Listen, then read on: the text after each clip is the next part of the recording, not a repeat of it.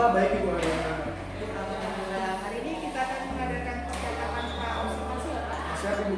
Sebelumnya saya akan mengamati proses pembelajaran yang Bapak lakukan di dalam kelas atau sebelum saya melakukan supervisi kelas.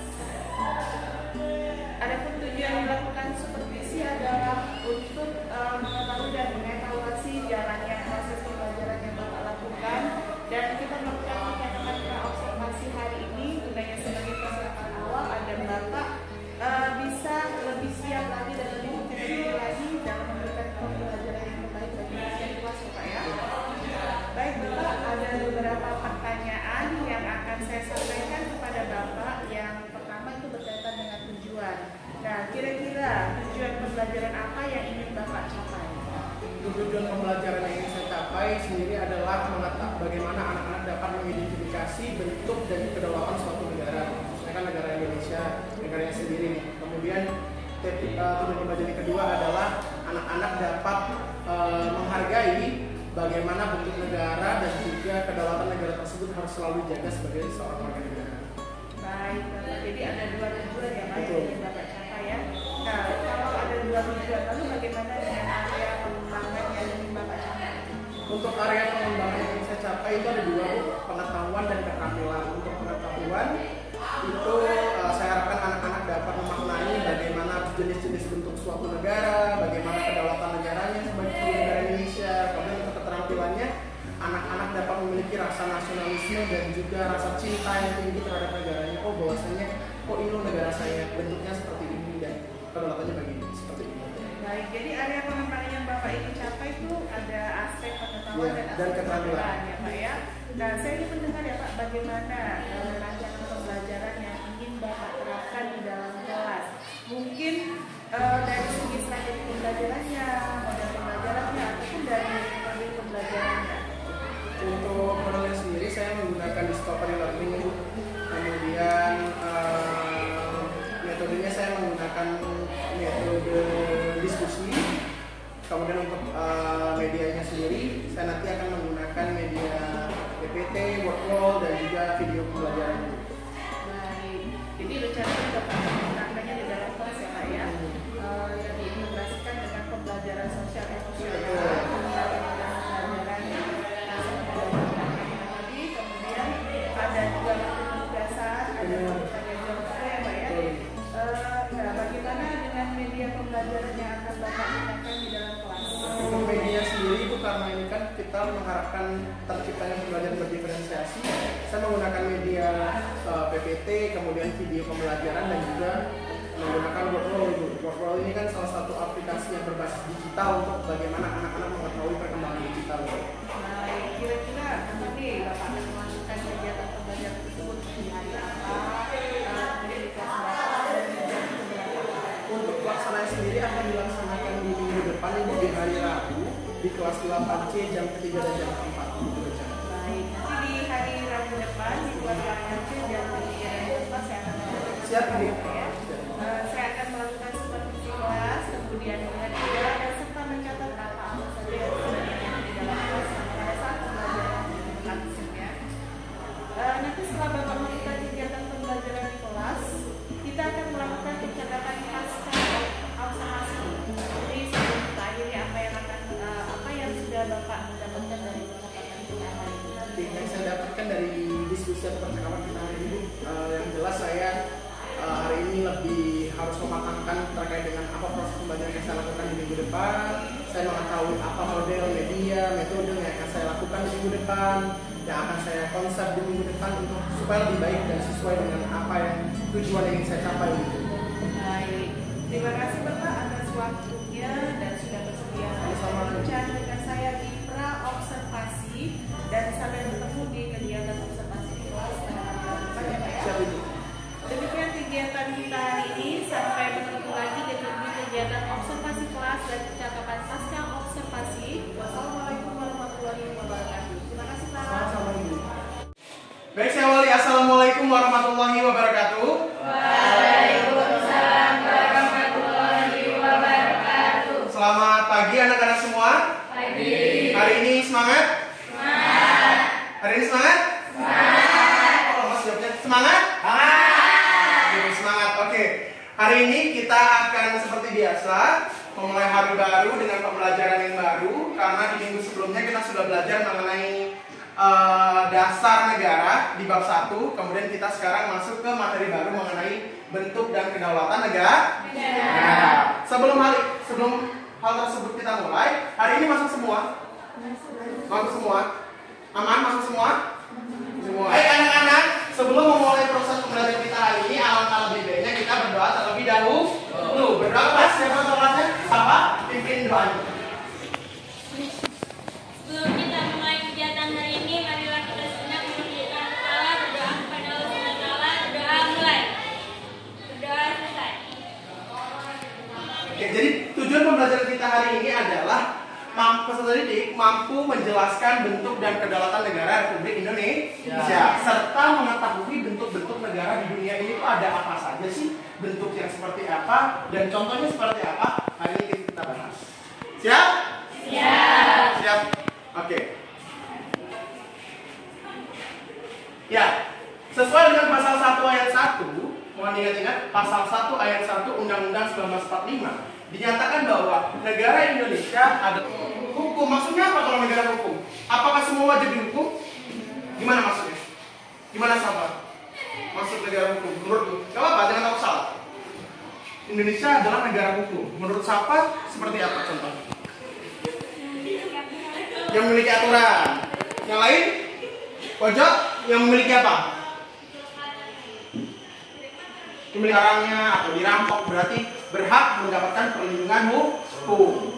Atau orang itu melakukan kejahatan, berarti berhak untuk diberikan hukum. Ya. Bukan dibully. Jangan suka menyakiti. Jangan suka memukuli. Jangan suka caci maki. Bully, no, sayang, teman. Yes, kasih tepuk tangan. Oke. Terdengar suara? Boleh dicatat hal-hal penting yang mau kalian catat. Hai semuanya, kembali lagi di channel Portal Edukasi. Pada kesempatan kali ini, kita akan mencoba membahas rangkuman materi PPKN kelas 8 bab 2, yaitu tentang bentuk dan kedaulatan bangsa. Materi ini sudah kurikulum merdeka ya. Kita mulai dengan Indonesia sebagai negara. Boleh dicatat di kertasnya. Indonesia merupakan negara kesatuan. Hal ini tercantum dalam pasal 1 ayat 1 Undang-Undang Dasar Negara Republik Indonesia tahun 1945, yaitu isinya negara Indonesia adalah negara kesatuan yang berbentuk republik. Nah, tahukah kamu dalam penyelenggaraan negara Kita akan mengerjakan kegiatan secara berkelompok atau secara tim. Nanti akan duel tim. Silakan yang bagian depan balik badan ke kelompoknya masing-masing. Tadi kelompok 1, 2, 3, dan 4. Semua balik ke belakang. Oke, ingat-ingat tadi pasal apa saja tentang apa. Sekarang diskusikan dengan timmu siapa yang mau majunya. Nanti yang menang itu poinnya beda-beda. Di sana ada tim 1, 2, dan 3 sudah tertulis sampai 4. Ya, kalau benar itu 1 poin. Ya, 1 garis. Kalau salah berarti nggak ada poinnya. Paham? Paham. Diskusikan dulu. Berapa? Tim ke-3, maaf, tim 4 ke-3. Siapa? Tim 2 berapa? Berapa? Mana? Oke, di mata hukum adalah bunyi pasal. Ya, pasal berapa tadi? Tuh. Ibu kota negara Indonesia adalah apa? Mana? Jakarta. Sekarang tepuk tangan. 1 poin. Oke. Dan negara yang memiliki satu pusat kekuasaan di tingkat nasional disebut sebagai bentuk negara apa tadi? Pancasila dulu. Pancasila, satu ketuhanan yang Maha Esa, dua kemanusiaan yang adil dan beradab, tiga persatuan Indonesia, 4 kerakyatan yang dipimpin oleh umat, kebijaksanaan dalam permusyawaratan perwakilan, 5 persatuan. 5 keadilan sosial bagi seluruh rakyat. Oke, kasih ke mana? Mantap. 1 poin. Oke, tim 4. Yuk, berikutnya. Yuk, klik yang mau nomor berapa? Tanya teman-temanmu dulu poin berapa? Berapa? 2. Klik lagi. Oke. Bentuk negara yang di dalamnya terdapat terdapat negara bagian disebut apa tadi? Gampang. Udah disebutin contoh negaranya tadi. Apa tadi? Ya apa? Selain itu namanya? Nama negaranya Amerika. Ininya apa tadi? Apa? Oke, kasih tepuk tangan, 1 poin. Oke, tim satu lagi. Silakan. Substitute poin berapa? Nomor berapa? Klik. Landasan hukum Indonesia adalah yang suka dibaca di Senin. Oke, kasih tepuk tangan. Undang-Undang 1945. Tim 2.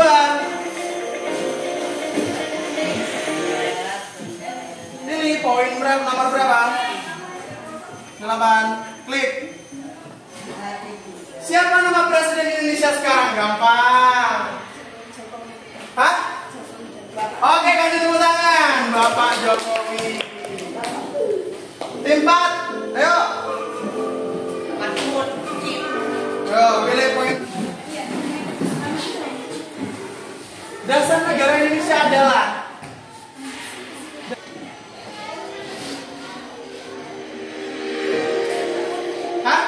Oke, betul, rakyat. Oke, benar. Tim 3 yang dapat nilai tambah. Keterangan kita hari ini luar biasa sekali. Tentunya pembelajaran kita hari ini adalah kesimpulannya bahwasanya bentuk negara itu berbeda-beda. Ada yang apa aja tadi? Bentuk negara? Ada yang kesatuan. Bentuk negara, bangga nggak dengan negara kalian Indonesia? Sangat bangga. Oke, sebelum hal itu saya mau refleksi dulu untuk pembelajaran hari ini. Maju ke depan semua. Kembali. Ekspresi kamu. Kalau senang, boleh begini-begini di kepalanya. Kalau pusing boleh begini-begini. Kalau sedih boleh begini-begini. Kalau marah bisa begini-begini tangannya. Paham?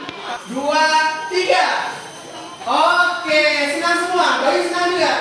Senang apa pusing? Pusing. Oke, terima kasih untuk pembelajaran hari ini. Semoga bermakna untuk anak-anak semua. Semoga sampai ketemu di pertemuan berikutnya mengenai materi bentuk pemerintahan negara Indonesia. Mohon dipelajari di rumah untuk pertemuan berikutnya. Bisa tetap semangat, tetap jaga kesehatan. Semoga terus menjadi anak-anak yang luar biasa. Paham? Paham. Terima kasih banyak atas perhatian dan semangat untuk belajar hari ini. Bapak akhiri, wassalamualaikum warahmatullahi wabarakatuh. Waalaikumsalam warahmatullahi wabarakatuh. Assalamualaikum warahmatullahi wabarakatuh. Berjumpa kembali dalam percakapan pasca observasi bersama saya Alisa Ivanaa, calon guru penggerak angkatan 9 dari SMP Negeri 3 Bintang Padang Raya, Kabupaten Oku Timur, Sumatera Selatan. Saya masih ditemani oleh Bapak Sony Aliatama sebagai guru yang telah diobservasi pada kegiatan supervisi akademik. Assalamualaikum Pak Sony. Waalaikumsalam. Bagaimana kabarnya hari ini? Alhamdulillah baik. Alhamdulillah. Pada percakapan pasca observasi ini, saya akan memberikan pertanyaan-pertanyaan kepada Bapak terkait dengan jalannya proses pembelajaran yang sudah Bapak lakukan ya Pak ya. Oke, untuk pertanyaan pertama, bagaimana perasaan Bapak terkait dengan proses pembelajaran yang telah Bapak lakukan? Ya, pastinya yang saya rasakan cukup tegang, agak sedikit merasa deg-degan Bu, karena tidak terbiasa mungkin dipantau atau dilihat oleh Ibu ya gitu. Cuman ya alhamdulillah berjalan dengan lancar dengan baik gitu. Alhamdulillah, baik Bapak. Bisa Bapak ceritakan kembali mengenai area pengembangan apa yang sudah Bapak lakukan di dalam kelas dan langkah-langkah atau tahap-tahap apa saja yang sudah Bapak lakukan ketika melakukan pembelajaran di kelas? Oke. Untuk area pengembangan sendiri sudah saya jelaskan sebelumnya bahwasanya terkait dengan pengetahuan dan keterampilan Ibu, pengetahuan siswa dan juga keterampilan siswa. Nah, untuk tahap-tahap pengembangannya sendiri, yang pertama pastinya sebelum proses pembelajaran saya melakukan asesmen awal terlebih dahulu untuk melakukan pemetaan dan kebutuhan siswa. Kemudian setelah melakukan pemetaan dan kebutuhan siswa, saya melaksanakan atau melihat media-media apa, kemudian apa saja yang dibutuhkan oleh siswa dalam proses pembelajaran. Kemudian saya siapkan, saya konsep. Setelah itu baru saya menyiapkan media pembelajarannya. Barulah proses pelaksanaan masuk ke dalam kelas. Baru setelah itu melaksanakan refleksi dan proses akhir pembelajaran. Gitu. Kalau begitu, menurut Bapak, apakah area pengembangan yang Bapak sebutkan tadi sudah berhasil Bapak lakukan di dalam kelas? Menurut saya area pengembangan itu sudah berjalan dengan baik meskipun belum semaksimal yang saya harapkan gitu. Akan tetapi sudah ya sesuai berjalan dengan apa yang saya konsep dan saya telah buat. Kalau merasa kurang maksimal, apa sih kekurangannya? Ya, kalau menurut saya bu kekurangannya yang pertama karena saya menggunakan media-media berbasis digital, kadang terkendala dengan jaringan, mungkin ya sedikit agak ngadat. Kemudian juga kita tahu juga bahwasanya Gen Z sekarang, generasi Z ini kan cukup agak mut-mutan anak-anaknya gitu. Kalau kita kurang bersemangat, mereka juga kurang bersemangat. Kadang anak-anaknya juga yang tiba-tiba moodnya lagi kurang bagus, kita bersemangat, mereka kurang bagus. Jadi mungkin kendalanya adalah bagaimana saya harus bisa mengakomodir kelas tersebut dengan sebaik mungkin seperti itu. Nah, berarti tadi pergantian media juga. Iya, anak-anak juga ya Pak ya? benar Ibu. Oke. Nah, kira-kira kenapa itu bisa terjadi Pak? Hal yang Bapak sebutkan tadi, kenapa ada di dalam kelas ketika Bapak melaksanakan pembelajaran? Oke. Kalau kenapa hal itu bisa terjadi, biasanya hal ini bisa terjadi karena yang pertama media yang saya gunakan itu kadang belum saya konsep dengan sangat baik gitu. Kadang belum saya uji coba di rumah apakah ini benar-benar bisa berjalan dengan baik. Kemudian juga terkait dengan siswanya, kadang hal ini terjadi ketika siswa ini di awal pembelajaran saya belum memancing atau memicu semangat mereka itu keluar secara penuh gitu. Mungkin itu yang mengakibatkan hal itu terjadi. Oh, demikian. Lalu rencana ke depannya apa yang akan Bapak lakukan? Oke, rencana ke depan yang akan saya lakukan Bu adalah dari hasil observasi tersebut, dari hasil feedback yang Ibu berikan ke saya juga akan saya jadikan umpan balik Ibu untuk refleksi saya untuk lebih baik lagi ke depannya. Saya jadikan evaluasi terkait dengan proses bagaimana lebih berhati-hati memilih media pembelajaran, model pembelajaran, dan juga lebih berhati-hati dalam bagaimana bisa mengakomodir siswa lebih supaya lebih baik lagi. Berarti itu tadi rencana ke depannya Pak ya? Oke. Saya akan menunggu realisasinya dan menunggu cerita-cerita selanjutnya mengenai proses pembelajaran ya Pak ya. Kira-kira kapan nih Bapak rencana yang Bapak lakukan tadi? Untuk yang akan saya laksanakan perubahan tersebut atau hasil feedback itu akan saya laksanakan di semester depan Ibu. Kebetulan kan karena kita udah mau akhir semester Ibu. Nah jadi hasil penilaian tersebut atau evaluasi tersebut akan saya jadikan patokan atau dasar untuk lebih baik lagi di semester depan Ibu. Mungkin nanti di ajaran baru. Siap Ibu, di ajaran baru. Karena minggu-minggu ini terakhir juga Benar. pelajaran. Baik Pak. Terima kasih Pak ya atas Sama-sama. jawaban-jawabannya. Mudah-mudahan apa yang Bapak rencanakan ke depannya akan cepat terrealisasi. Amin. Dan saya tunggu realisasinya. Baik, terima kasih Bapak. Sama-sama Ibu. Baik, akhirnya rangkaian kegiatan seperti akademik sudah selesai Pak Satria. Iya, Ibu. Terima kasih Bapak Sama-sama, Ibu. yang telah berpartisipasi dalam kegiatan seperti akademik ini. Saya akhiri dengan wabillahi taufiq wal hidayah. Wassalamualaikum warahmatullahi wabarakatuh. Waalaikumsalam.